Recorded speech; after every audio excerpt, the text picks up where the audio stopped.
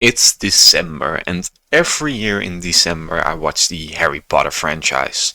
So, yeah, I also did that this year, and today I'm gonna rank all 8 Harry Potter movies. And before you say there are 11 because there are the Fantastic Beasts movies, yeah, there are, but they suck, so we're not gonna rank them. I would give every Harry Potter movie a positive review, but Order of the Phoenix, in my eyes, is clearly the weakest movie. And that's mostly because it feels like a tonal mess. Like, we end the fourth movie at a really dark point, and we all thinking like, ooh, where's this going? And then the fifth movie is kinda bubbly with its music and has a lot of forced humor that doesn't work. I also really don't like that Harry is so fucking angsty in this movie. And that's just annoying when the villain is also really hateable. So I don't like the villain and I don't like our lead, so that just makes for a very unpleasant watch. I do have to say the Order of the Phoenix is a really great addition to this franchise. I really like the final battle in the Ministry with the whole Dumbledore versus Voldemort fight. And I love that we get more time with Sirius. But overall, this movie has one enormous flaw, and that's just that the whole prophecy thing. It's like one of them has to kill the other. Yeah, great, they were already fucking doing that, so what's the point? Oh boy. Look, I know that The Prisoner of Azkaban is a lot of people's favorite Harry Potter movie. I just think it doesn't really work. Credit where credit is due, Alfonso Cuarón really brings style to this franchise, and his movie still looks great 20 years later. But for me the problem is that it's a lot of style over substance. Like, there are some little things that I find really annoying about this movie. Like Harry doing like the Lumos spell at the beginning at the Dursleys. Well, he can't do magic outside of school. That's a whole plot point in the second movie, and Alfonso Cuarón is like, yeah, but I don't really care.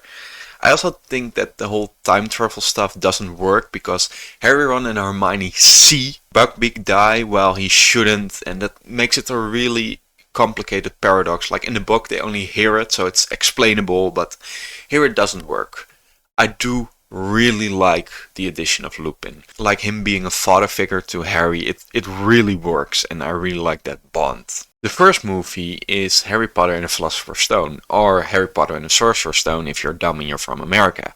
And I think bringing in Christopher Columbus as the director really works. He has shown with Home Alone that he can really work with children, and he just brings this world to life in such a fantastic way. Also, the casting is incredible here because he casted mostly perfect for a movie franchise that would span a decade. I do have to say that the acting of the children isn't that great yet. It's passable, but you see it improves a lot during this franchise, and here it's still a bit rough around the edges. And as how fun it is to be in this world, this movie is a lot of setup. So you see the Quidditch, you see Hogwarts, and the Philosopher's Stone plotline is really shoehorned in at the end. It's not a major criticism though, I really love this movie. Harry Potter and the Deathly Hallows Part 1 suffers from being the part 1 of a two-part movie. The movie has some really high highs, but unfortunately some low lows. Now we come to Chamber of Secrets, and Chamber of Secrets is in my mind really tight with Deathly Hallows Part 1. I think Deathly Hallows has higher highs, but I think Chamber of Secrets overall has a more consistent tone. Now I do agree that Chamber of Secrets is too long, but what it does really well is it involves the mystery right from the beginning. Like the Chamber of Secrets is throughout the entire movie, and that's a really big step up from the Sorcerer's Stone. I think the mystery is largely unguessable, although you could have guessed that the monster in the Chamber of Secrets built by Slytherin was a snake. I think that works. I think the finale is also really exciting with Harry really stepping up in the hero role. That this movie doesn't have like a big positive, but I think overall it is really solid. Oh boy, this opinion might be more controversial than my Prisoner of Azkaban, but I think The Half-Blood Prince is a great movie. And before you say it, yeah, but the book was better, I completely agree. The book gives us so much lore. The problem with the book for me is that it would not make for an entertaining movie. It would be an entire movie of exposition. So it makes sense that they add the Quidditch a lot and they add the romance plotline. Like, remember, these characters are 16 in this book. That works. I also think the style, well, it might be a bit too much for some.